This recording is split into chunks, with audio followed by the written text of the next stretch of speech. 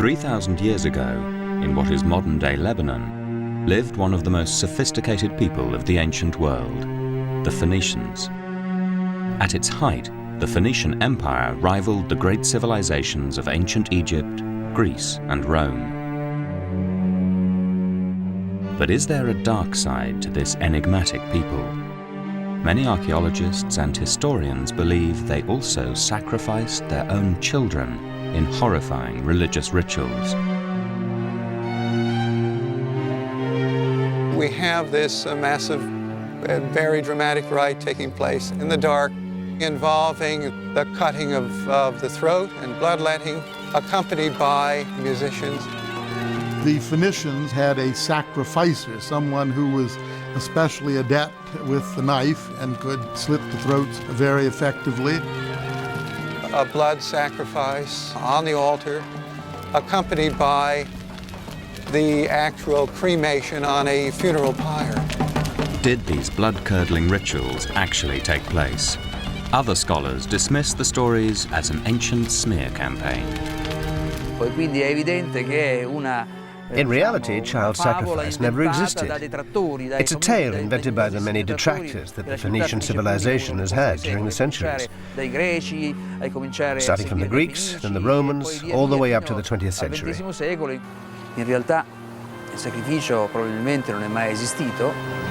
3 months ago, a group of world-renowned scientists traveled to a small island off the coast of Sicily on a special mission. 6,000 funeral urns have been discovered here, containing the charred remains of cremated Phoenician children. Are these the bones of infants who were sacrificed, or are they merely the cremated remains of children who died of natural causes? By subjecting the remains to cutting-edge forensic analysis and DNA testing, it may finally be possible to discover the truth about this extraordinary people.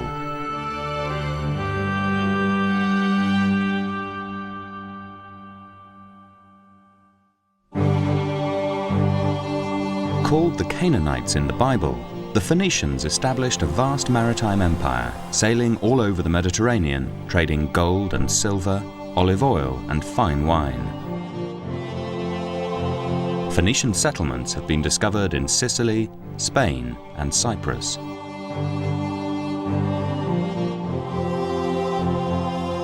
But Carthage, in modern-day Tunisia, was the jewel of the Phoenician commercial empire.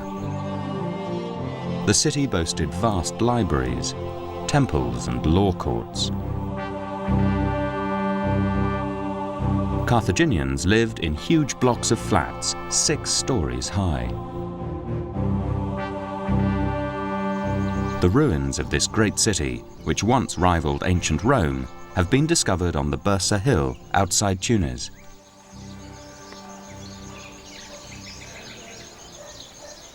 American historian Glenn Marco was commissioned by the British Museum to write the first major study on the Phoenicians for 30 years.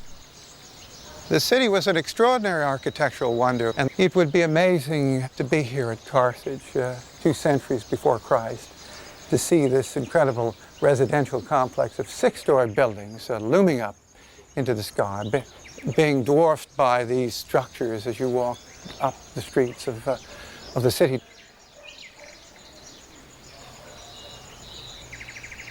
We're at the basement level of one of these massive 6-story apartment complexes that the Carthaginians built on the Birsa slope. We know this because of the extraordinary thickness of the exterior walls of this building and the sheer capacity of these massive underground cisterns, more than 20 cubic meters, that served an enormous number of people. These water cisterns served up to 60 people living in each apartment block. Remains show that each home had its own tiled kitchen and bathroom. But Carthage was to become a victim of its own success. Jealous of their commercial empire, first the Greeks, then the Romans waged war on the Phoenicians. In 264 BC, Rome launched the first of a series of military campaigns against the Carthaginians, known as the Punic Wars. For over a century, the Phoenicians resisted Rome, and the name of their leader is still associated with power and strength. The one Phoenician personality known to us today is Hannibal. Of great general of the Second Punic War, that crossed the Alps with a troop of soldiers mounted on elephants and nearly brought the city of Rome to its knees. Had he done so, the whole history of the Western world as we know it today would have been rewritten by the Carthaginians rather than the Romans. But barely 40 years after Hannibal's death, Romans torched and destroyed Carthage.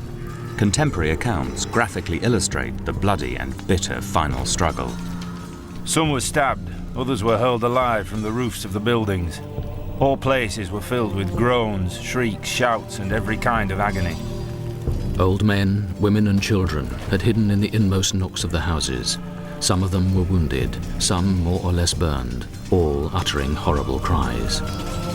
Others, thrust out and falling from such a height with stones, timbers and fire, were torn asunder into all kinds of horrible shapes, crushed and mangled. The Romans didn't just defeat the Phoenicians in battle, they tried to obliterate all trace of their culture and traditions.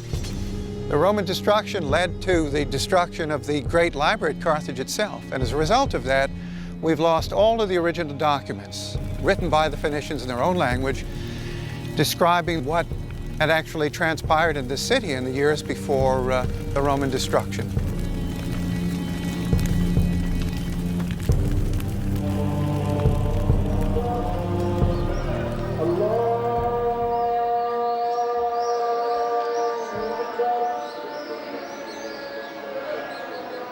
Out of the ashes of the Phoenician defeat rose the mighty Roman Empire, which spread through North Africa and much of Europe. This monumental amphitheatre at El Jem near Carthage towers over the Saharan desert, just as Roman accounts dominate our view of antiquity. History is written by the victorious, and virtually everything we know about the Phoenicians comes from their enemies, first the Greeks, then the Romans. They wrote of fanatical and bloody religious practices. During the height of one orgiastic rite, Phoenician men sometimes castrated themselves in an attempt to emulate their goddess Astarte. Astarte was a goddess of fertility and famous across the ancient world. Perched high on a mountain, Erice in Sicily was once the site of a shrine to Astarte. According to the Romans, behind these walls, the Phoenicians practiced a ritual of sacred prostitution. This Norman castle was built on the site where, in Phoenician times, the vast temple to Astarte stood. Gaia Savario is the author of a book about the Phoenicians in Sicily. This is an extraordinarily mystical place. People flocked here from all over the Mediterranean. It was kind of Lourdes. And this was a place where sacred prostitution took place. And the prostitutes were girls from what we would say good family, offering their virginity to the goddess Astarte. According to Roman and Greek historians, it was common practice among Phoenician aristocrats to bring their virgin daughters to the temple when they reached the age of puberty. The girls had to go to the temple of Astarte and stay there and be lain with strange men. The high priest would then force them to have sex with visiting foreigners who paid the temple handsomely for the privilege. The stranger was viewed as an emissary from the gods. After intercourse, the girl had made herself holy in the sight of Astarte and went away home. So these very young girls were actual prisoners until they were deflowered. So the pretty girl could get home quite quickly after giving up their virginity, while the ugly one had to wait to be picked up. According to Greek and Roman accounts, sacred prostitution took place in Cyprus, Tunisia, and Sicily. They claimed the Phoenicians exported their grotesque religious practices as they sailed across the Mediterranean and beyond. But the classical writers did praise the maritime prowess of this merchant race. The Phoenicians were the first to use the stars for navigation. The Phoenicians were the first to circumnavigate Africa. They sailed from Egypt, and it was not until the 3rd year that they returned. This Phoenician ship the only one of its kind to be excavated, reveals their revolutionary shipbuilding technique. 3,000 years before IKEA, the Phoenicians produced prefabricated vessels, which were transported in sections across their empire. Putting sections together was aided by another new invention, the alphabet. A matched A, B to B, and so on. According to the Greeks and Romans, wherever they settled, the Phoenicians brought with them both new advances and dark practices. By far the most terrifying allegation was child sacrifice. In times of war, famine, or pestilence, the Phoenicians sacrificed their own infant children. In crises of great danger, it was a custom of the Phoenicians to give freely their best-loved children in sacrifice, as a ransom to the avenging demons. Those given up were slaughtered in mystic rites. The Phoenicians, it was said, sacrificed their children to appease their bloodthirsty gods, Baal Hamon and his wife Tanit. Baal and Tanit took many forms. They could have an animal face or be human. Baal was often represented as a disc and a crescent. His wife Tanit as a triangle with outstretched arms. Some historians believe Baal was the root of the word Beelzebub, who today we associate with the devil.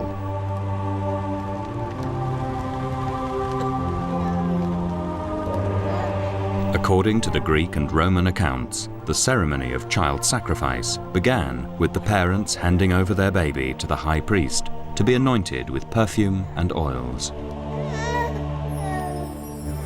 Meanwhile, the sacrificer, an assistant priest, made preparations for the baby's death.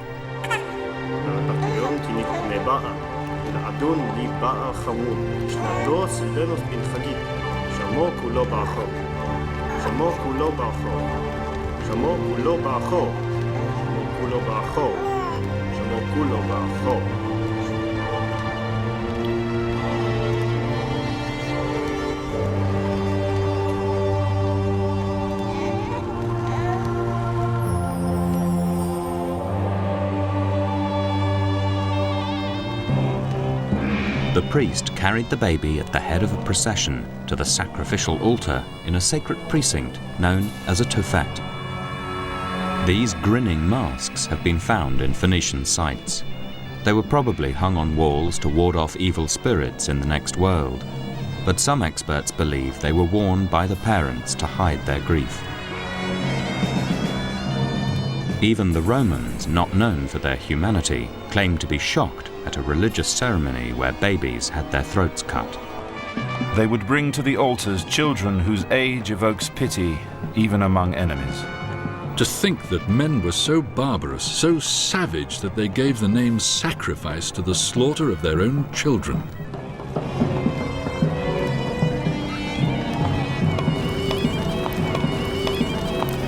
Some accounts imply the dead baby's face was covered with a grinning mask before it was thrown onto the funeral pyre.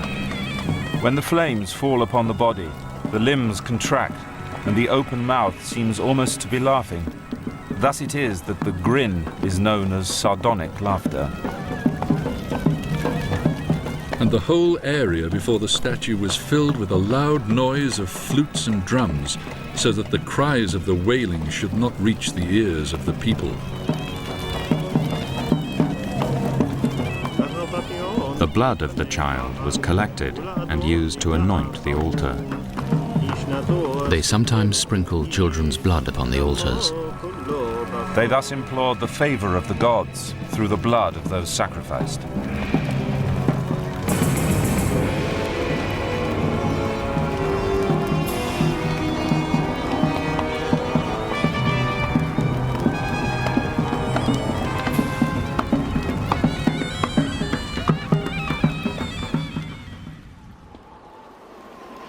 The quantity and detail of the Greek and Roman accounts of child sacrifice meant that for hundreds of years they were generally accepted as fact.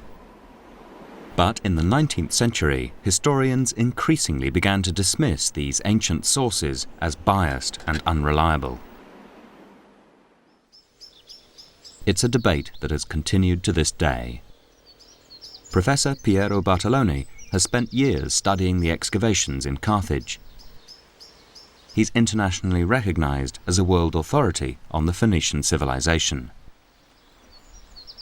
In realtà il sacrificio probabilmente non è mai esistito, poi quindi è evidente che è una... In reality, child sacrifice never existed. It's a tale invented by the many detractors that the Phoenician civilization has had during the centuries. Starting from the Greeks, then the Romans, all the way up to the 20th century. While it's clear the Phoenicians were not well loved among Greek and Roman peoples, it would be very difficult to just toss aside all of these citations and say they're completely tendentious and have no rooting in actual fact. The academic debate intensified when archaeologists excavating Carthage uncovered this Tophet, a Phoenician sacred precinct.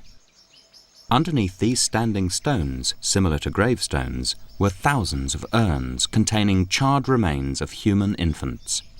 Many believe this could be the site where the ritual sacrifice of children actually happened.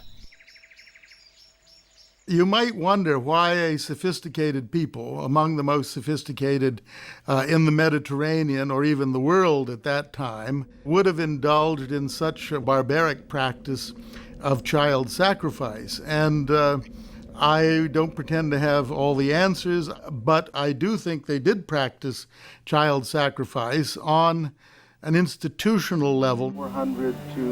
Professor Larry Steger of Harvard University led the international team that fully excavated the Carthage Tophet in the 1970s.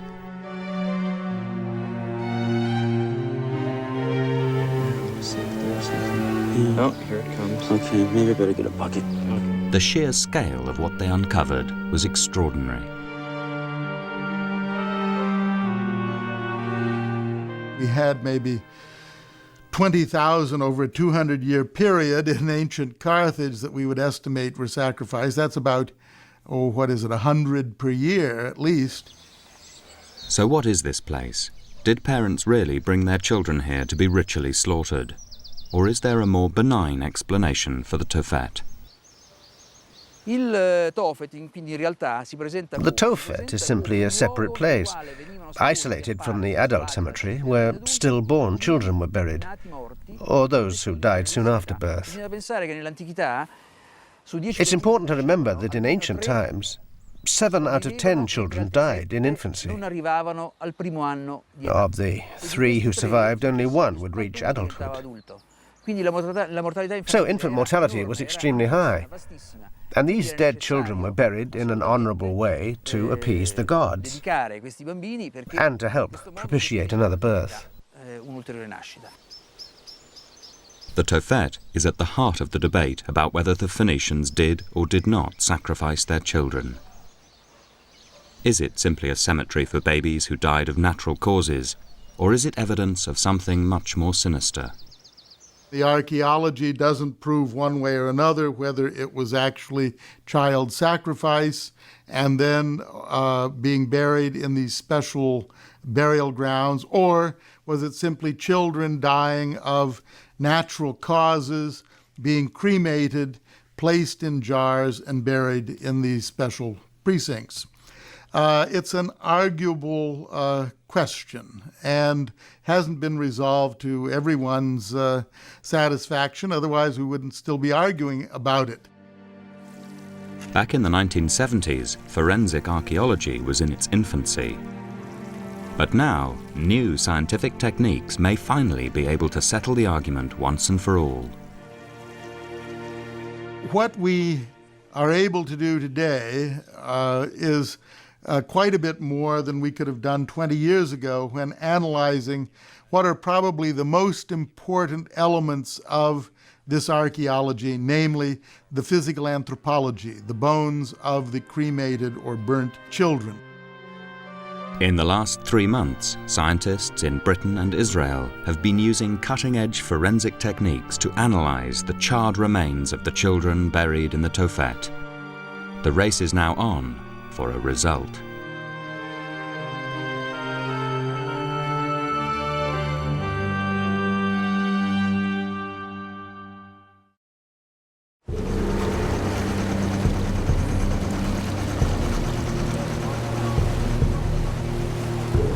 Mocha, a small island off the coast of Sicily, 100 miles north of Carthage, is the site of another Phoenician Tophet. It could hold the key to the question of whether or not child sacrifice was actually practiced by the Phoenicians. Earlier this summer, Glenn Marco and a group of leading scientists headed off to Mocha to try and resolve the issue once and for all.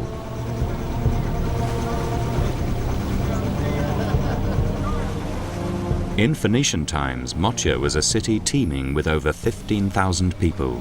But in 397 BC, it was destroyed after an extended siege. The inhabitants were massacred and the buildings left to rot. This disaster is a huge benefit for the team. Mocha was never fully reoccupied, and so the site is not cluttered with the debris of subsequent civilizations.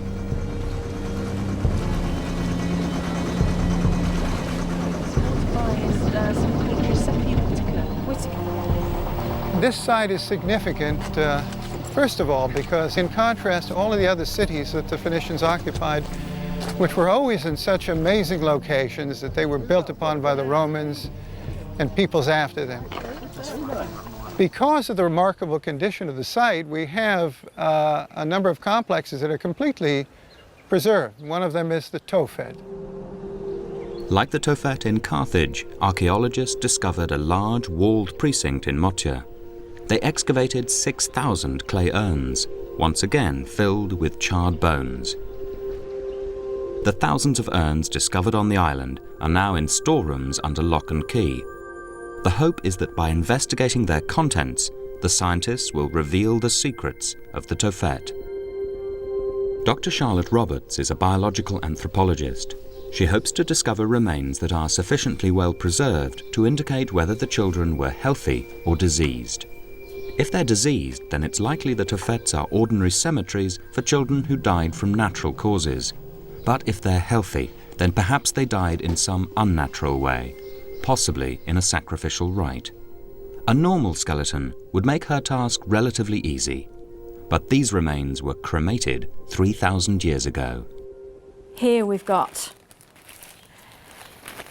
one cremated individual, we assume. And if I just gradually tip this out on the table, you can probably understand the problems I'm faced with when it comes to doing an analysis of this sort of material. The first thing is it's really fragmented, and there are lots and lots of fragments. Charlotte's first task is to confirm that the bones are indeed from infants. Here we've got what looks like a rib from a baby. And here I think we've got part of the mandible, the lower jaw. Here, yes, this looks like part of the skull, something called the petrous part of the temporal bone. These are the ones that survive quite well in cremation. As Charlotte picks through the bones, she makes an unexpected discovery. Here's a bit of pelvis, which I think is from a sheep or a goat. Here's another animal bone, again probably from a sheep or goat. And this big chunk is also animal bone. And there are different ways of identifying human from non-human. The outer layer of the bone here, which is called the cortex, tends to be more dense and often thicker than a human bone. Many of the Carthage urns excavated back in the 1970s also contained a mixture of animal, bird and human bones. But why? The evidence can be interpreted in totally different ways. There's no dispute that the Phoenicians sacrificed animals in the Tophet. So one theory is that the animals and children were sacrificed at the same ceremonies. The result was that their cremated remains got mixed up on the funeral pyre and therefore in the urns. Sometimes we get bits of the animal or bits of the human together in the same jar, and it's unlikely that this is an intentional interment in the jar, but just an accident of scraping off the pyre. But for other academics, it's no accident. They believed the Phoenicians deliberately sacrificed birds and animals when they cremated newborn babies who had died of natural causes. Inside the urns, mixed up with the children's bones, we also find the bones of small animals, which were sacrificed during the cremation ceremony. The sacrifice of these small birds or lambs was meant to accompany the child to the other side, to the next life. This might explain the urns with mixed remains, but many of the Carthage urns only contained animal bones. In some of these jars, for example, in this one, there wasn't a baby in there at all, only a lamb.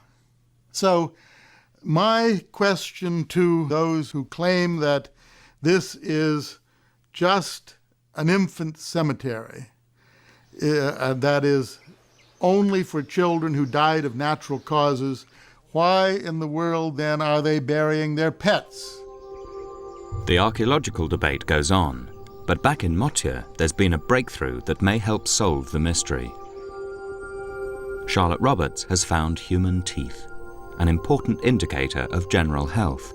If they show signs of disease, then the children could have died from natural causes and not in a sacrificial rite. The teeth survive very well during burial, much better than the bones, so we do get quite a lot of evidence for dental disease. What we term metabolic diseases, so disorders of normal metabolism, things like anemia, rickets, vitamin D deficiency, scurvy, vitamin C deficiency. Metabolic disorders could affect dental development, so Charlotte uses the microscope to look for defects in the enamel. After careful scrutiny, she's prepared to reach some conclusions. On the basis of what I've seen, there's no dental defects in these teeth from these individuals, suggesting that they didn't suffer any disease or nutritional problems. In all, Charlotte looked at the remains of over 20 children. She found nothing to suggest they died of disease. And there's one piece of archaeological evidence which supports the theory that the children in the Tophet were healthy when they met their death. It's an engraving on one of the standing stones found above the urns. There's a very evocative image that actually shows a priest cradling a young infant in his arms. It's very clear that the child is alive. He's being held upright and cradled in the arm. And I think this is the process that happens before the immolation of the child, before the cutting of the throat and the actual sacrifice. Glenn Marco believes the Phoenician wall surrounding Motia provides further important archaeological evidence of the special status of the Tophet. His argument is that in Phoenician times, Motia was connected to Sicily by a road. Although the road is underwater now, the lighter blue color of the lagoon reveals its position. This road made Motia vulnerable to attack from the mainland. In the 6th century BC, this defensive wall was hastily constructed around the island when the Greeks declared war. Now the wall itself, because it hugs the contour of the island, cut across the cemetery which lies to our west. And that wall literally bisects the cemetery itself. To save time, the wall's builders took the easiest route, even though it meant cutting across the cemetery. However, when they came to the Tophet, they took the trouble to build around it. Why? The implication of this, of course, is that this was a very sacred, hallowed ground. What we have is not a cemetery for children that died from natural causes, but a very sacred precinct of ritual child sacrifice. Glenn Marco may be right, but he admits that only unambiguous scientific evidence will prove conclusively his belief that ritual child sacrifice actually happened.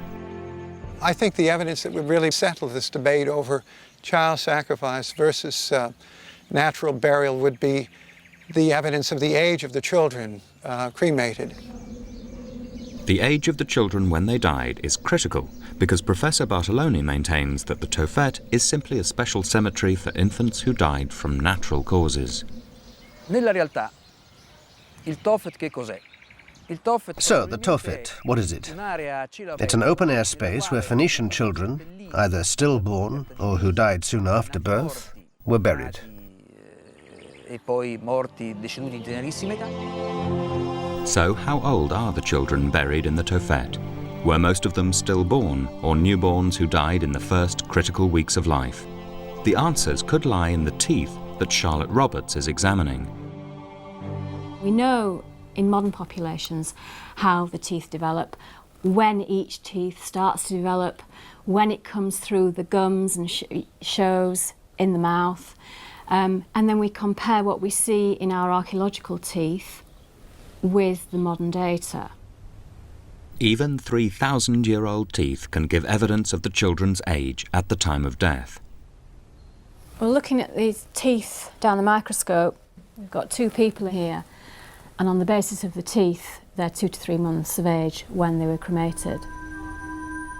None of the 20 children examined by Charlotte were stillborn or newborn. All the teeth were from infants aged between 2 or 3 months. And even more compelling evidence about the age of the children has been found in Israel. The Hebrew University in Jerusalem has a team analysing the teeth found in Carthage. Once again, the aim is to find out the age of the babies in the urns.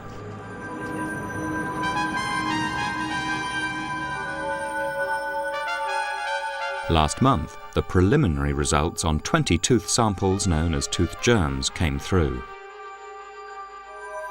So far, none of the babies were stillborn. And here, this is the germ. It's the first baby molar, the first deciduous molar, and this is the crown, only about half formed. This suggests that this infant was aged 1 to 2 months when it died. Other children found at Carthage were much older. And if I take out this tooth germ, this is the tooth germ of a first permanent molar, and here you can see that the crown is about 2/3 formed. That indicates that this child was about 2 years old when he died or was sacrificed.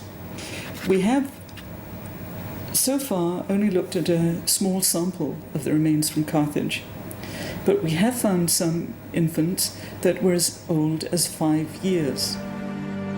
None of the 40 children examined from both the Carthage and Motia Tophets were stillborn. Their ages ranged from 2 or 3 months to 2 years, and one was about 5. These results undermine Professor Bartoloni's theory that the Tophet was a special cemetery for stillborns or babies who died shortly after birth. It seems that the Phoenicians probably did sacrifice their children to appease their gods. There's one further forensic test which could settle the debate once and for all: DNA analysis. But will it be possible? DNA has never been successfully extracted from the cremated remains of children who died 3,000 years ago.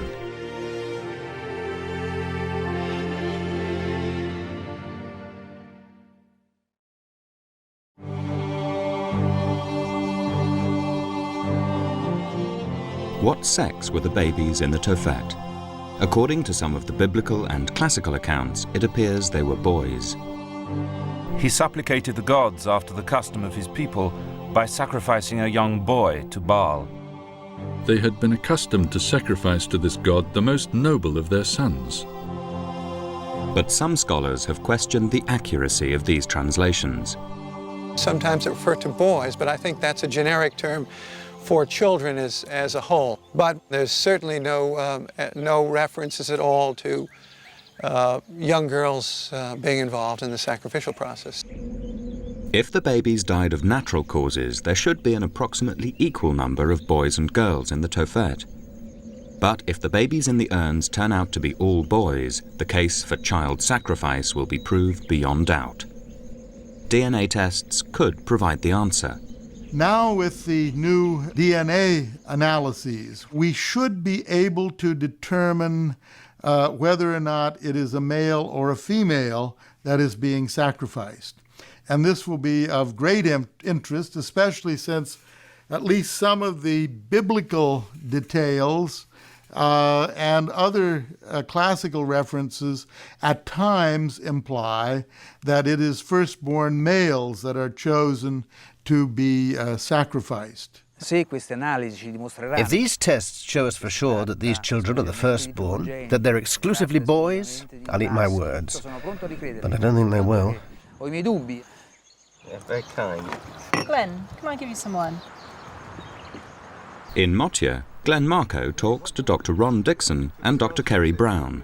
They're both internationally renowned microbiologists, and Glenn is hoping they'll be able to extract DNA from the charred bones in the urns.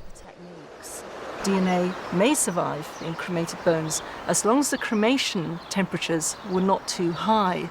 If you can get DNA out of these infant remains, if you find sequences from the Y chromosome, you have a male infant. If you just get DNA from the X chromosome, you've got a female infant. So I think this could be the way forward to finding out whether you've got boys or girls being sacrificed, or not, as the case may be. In the museum storeroom, Ron Dixon collects the samples he and Kerry will need to establish the sex of the cremated children through DNA analysis. The human bones that have best survived the cremation process are the ones most likely to contain ancient DNA. These are going to be taken back to Britain for analysis. Oh, nice bit of skull there.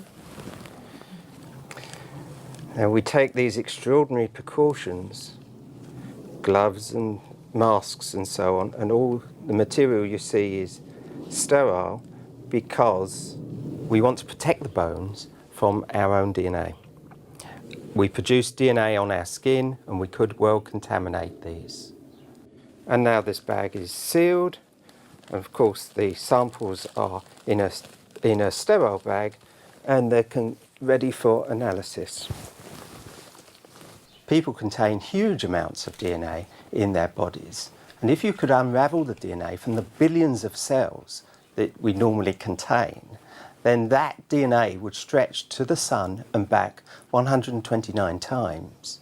Of course, when we die, this is rapidly degraded into very small fragments, perhaps no larger than your thumbnail. Ron is pessimistic about the possibility of extracting DNA from the bones, but Kerry is more hopeful. These bones are about 3,000 years old.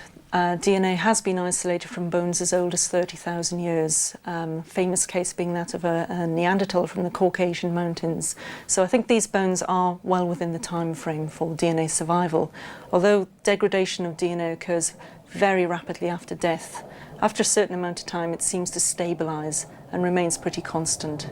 I think the problem with this material, as you can see, it's very fragmented, it's cremated, and I think that it really would be a long shot if we could get survivable DNA to do our sex tests on this material. They're not insurmountable problems. We do have techniques. It would be time-consuming, but given the time and the money, it can be done, I think. Every cell in the body contains within it a 2-metre strand of DNA, the genetic blueprint for producing a human being. But shortly after death, cells rapidly lose this genetic material. The DNA strands become fragmented and difficult for scientists to analyse.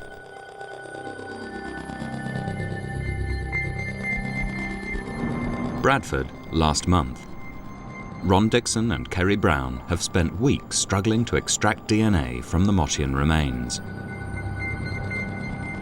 One place where tiny fragments of ancient DNA sometimes survive is in the teeth. But these hopes were dashed early on. The teeth were really so degraded that we were only left with the enamel shell, and we know really that we're unlikely to get DNA from that sort of material. The bones are also in a much worse condition than they hoped. These bones don't seem to be very well preserved at all. They don't seem to have anything in the way of microstructure. By microstructure, I mean the little channels through the bone matrix which carry things like blood vessels. And of course, it's from these little blood vessels that the DNA comes from. But they haven't given up yet. They're off to supervise research assistant Alex Wan, who's doing the analysis. And the SRY gene on the Y chromosome. Well, those are good ideas, but of course we've got to design the primers first. They enter the antechamber to the laboratory, where they'll have to don gloves, masks and protective glasses so that they don't contaminate the ancient samples with their own DNA. Alex is working alone in a sterile environment. She's already cut off the exterior of each bone fragment. This is to remove the DNA of anyone who has recently handled them. She now adds a solution that will react with the bones and draw out DNA. She also adds solution to an empty tube as a control. Hi Alex, how's it going? It's very important while the extraction with the bone is carried out that there's also a parallel extraction carried out. In other words, you go through exactly the same procedure but with no bone present. If that gives you a positive result, then you know there's DNA contamination getting in somewhere. For instance, from the researcher or from another person. I think we shall remove ourselves. Hey, right, see you later. See you later. Bye. Once the solution has been added to the bone, it's shaken up. The mixture is put into a water bath with a temperature of 60 degrees centigrade. This will help leach out any DNA.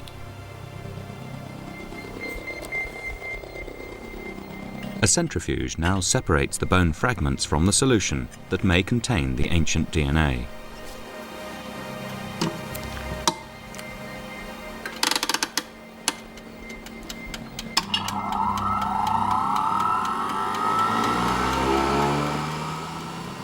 Another pipette is used to draw off this solution.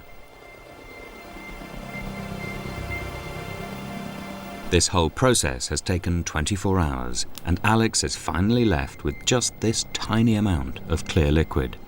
To find out whether it contains any ancient DNA involves yet another lengthy process. One of the characteristics of ancient DNA is that very little of it survives. So we use what's called the polymerase chain reaction, PCR, to target a particular piece of DNA. These samples are now ready for the PCR machine. This is the revolutionary part of the process that makes the analysis of ancient DNA possible. After death, the DNA strands become fragmented and difficult to analyze. The bonds linking the double helix are broken through the PCR process. Then, the single strand is cloned up to 1 billion times, making enough DNA for scientists to try and identify specific chromosomes. PCR is basically the ability to amplify, to magnify very, very small specific sections or strands of DNA. Hopefully, the PCR machine will have cloned a tiny surviving fragment of ancient DNA to produce enough for genetic analysis. To find out if this has happened, the samples have to be stained in a special gel. If there is ancient DNA, the sex will be revealed. If we had a male, we'd be looking for 2 bands. One would be from the X chromosome, one would be from the Y chromosome. If it was a female, we would see just 1 band because females have 2 X chromosomes. So when we look at a gel under the ultraviolet irradiation, hopefully we should see some bands with the ancient DNA, which will tell us whether we're dealing with male or female infant remains. Alex runs an electrical current through the gel, which will develop the ancient DNA, if there is any. So far, she's tried 12 times, unsuccessfully. For Alex, it has been a real struggle. with the extractions and the PCR, running the gels to get results from these bones. So if she has succeeded in getting any results from these bones, I think that's a heroic effort on her part. Each attempt to extract ancient DNA takes 3 days. After 12 failures, Kerry and Ron are hoping attempt number 13 will be lucky. It isn't. We can now know, perhaps, that we really can't find DNA that will survive a cremation in this type of bone. But Alex persuades Ron and Kerry to let her have another go, while she repeats the process in Bradford. In Jerusalem, they have made a breakthrough. Pat Smith has managed to extract tiny ancient DNA fragments from the Carthage babies. We do have some preliminary results. They show 2 bands. 2 bands equals a boy, 1 band equals a girl. So it seems that, at least for the specimens we've looked at, we have boys. Obviously, we need to look at a very much larger sample before we can say definitely that the probability of girls being buried there was extremely low. If the babies in the urns found in the Motia Tophet all turn out to be boys, then science will have finally proved beyond doubt that the Tophets were sites of ritual child sacrifice. Back in Bradford, Alex is about to find out whether she's finally found ancient DNA and what sex it is. She's summoned Ron and Kerry for the moment of truth. Hi. I think you should come and look at this. You got something? Well, have a look and see. Right. Oh, yes. Oh, yes. Along with the ancient DNA, the gel also contains modern DNA from a man and a woman as a point of comparison. Yes, you've got the male, 2 bands from modern DNA. That's the female, modern DNA, 1 band. And that's the ancient DNA, and we see 1 band there, so... That's marvellous, and it's a girl! That's great. All the blanks have been blank here. It's a real result. Great. Well done. But it's a very disappointing result for the advocates of the child sacrifice theory. I don't want to make too much of that evidence until it's been further studied. And we continue to do more work on these bones because we're learning much more, even though it's now several decades since we did our excavations in Carthage. The Israeli team are now embarking on a massive study.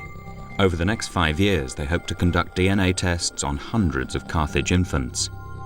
If they find a fairly even mix of both boys and girls, Professor Bartolone will be proved right, and the Roman and Greek accounts of child sacrifice would be fiction.